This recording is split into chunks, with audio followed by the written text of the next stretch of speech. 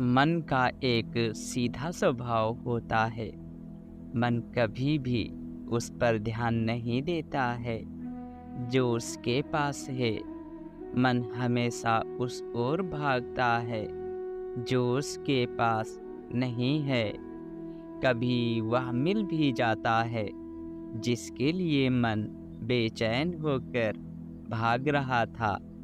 मिलने के साथ ही मन का समस्त रोमांच उस वस्तु को प्राप्त करते ही समाप्त हो जाता है और मन की एक दूसरी आपाधापी प्रारंभ हो जाती है।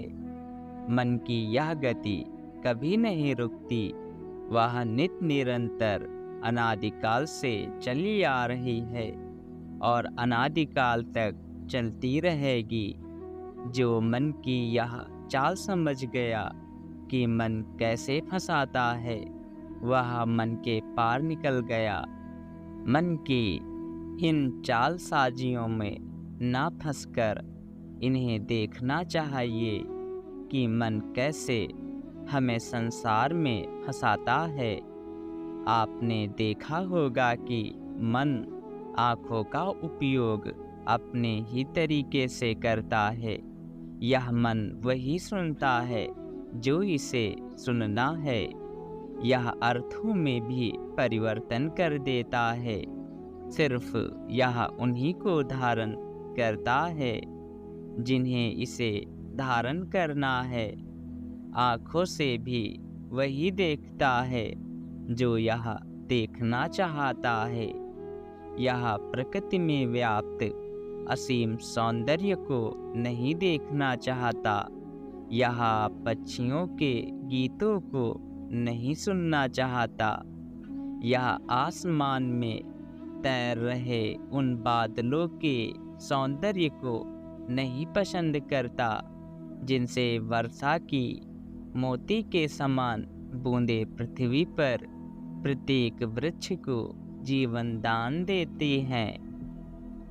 जो मन की चालसाजियों से बाहर निकल गया, उसने परमात्मा को प्राप्त कर लिया। आप देखें अपनी आँखों को, आप देखें अपने कानों को, आप देखें अपने इस सुंदर शरीर को जो आपको हर पल मिला हुआ है।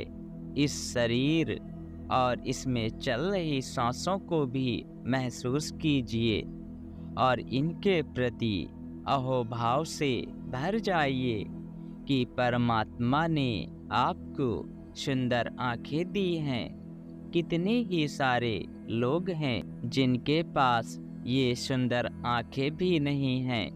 वो कामना करते हैं इन सुंदर आँखों की प्राप्ति की, पर परमात्मा ने आपकी आँखों को सलामत बनाए हुए है। आप इन कानों के प्रति कृतज्ञता से भर जाइए जो सही और सलामत हैं। आप उन बहरे लोगों के विषय में भी सोच सकते हैं जिनके पास कान तो हैं किंतु वो सुन नहीं सकते।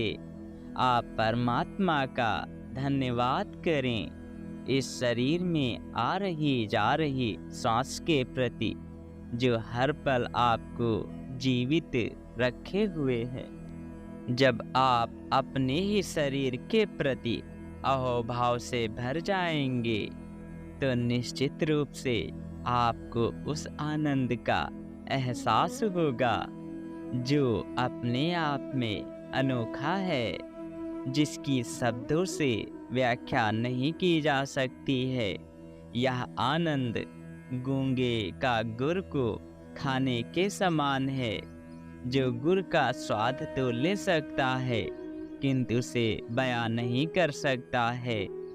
आप निश्चित रूप से जब इस शरीर के प्रति और इसमें आ रही जा रही सांसों के प्रति, आँखों के प्रति, कानों के प्रति, हाथ और पैरों के प्रति उस परमात्मा को धन्यवाद के भाव से भर जाएंगे कि हे ईश्वर, तूने इस समस्त शरीर के प्रत्येक अंग प्रत्यंग को सलामत बनाए हुए है।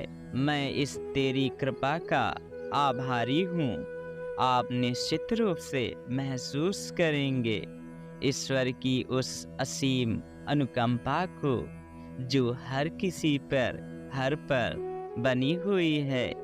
ईश्वर कभी भी अपने बच्चों को अकेला नहीं छोड़ता है। हर कोई उसकी ही छत्र छाया में खाता है, पीता है, सोता है, कर्म करता है। वह ही सभी के अंदर से कार्य करता है। वह ही तुम्हारे अंदर से सांस लेता है। ईश्वर ही आँखों के माध्यम से देखता है। ईश्वर ही कानों के माध्यम से सुनता है।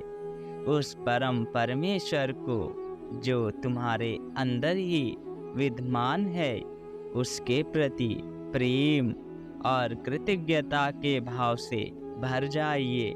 वह अपना वास्तविक स्वरूप प्रकट करेगा, जो है महा आनंद, महाशांति, जिसके लिए मन दिन रात आपाधापी में लगा रहता है। हरिओम तत्सत।